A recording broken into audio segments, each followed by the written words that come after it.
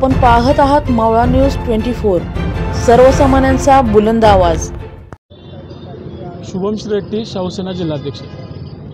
शक्यकर्ते छत्रपती शिवाजी महाराज, स्वातंत्र्यवीर धर्मवीर छत्रपती संभाजी महाराजांच्याबद्दल प्रशांत कोरटकरांनी 3 दिवसापूर्वी आक्षेपार्ह आणि बदनामीकारक अशी वक्तव्य केलेली होती। इतिहास संशोधक इंद्रजीत सावंत यांना सुद्धा फोनवरनं धमकी देण्याचा प्रकार या कोरटकरांनी केलेला होता। जुना राजवाडा पोलीस ठाण्यात 3 दिवसापूर्वी कोरटकरांवर गुन्हा दाखल होऊन सुद्धा कोरटकरांना अटक झालेली नाही। काही दिवसापूर्वी सोलापूरकरांनी बदनामीकारक वक्तव्य केल्यानंतर त्यांना बंदोबस्त देण्यात आला। कोरटकरच्या घराबाहेर सुद्धा काल बंदोबस्त देण्यात आलेला होता, तरीसुद्धा कोरटकर पसार झाला।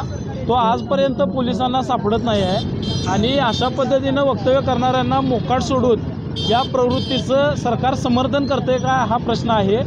मुख्यमंत्री महोदय 6 तारखेला कोल्हापूर दौऱ्यावर आहेत।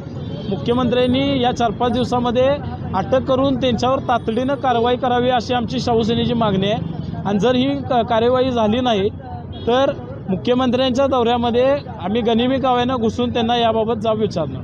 कारवाई न करता त्यांना जाणीवपूर्वक अभय दिले असा आरोप आहे का तुमचा? काय वाटतं तुम्हाला? नाही, 2-4 दिवसामध्ये जर अटक होत नसेल तर सरकारचं धोरण काय आहे त्याच्यावर खरं तर शंका आहे आणि मुख्यमंत्र्यांकडनं आम्हाला अपेक्षा आहेत।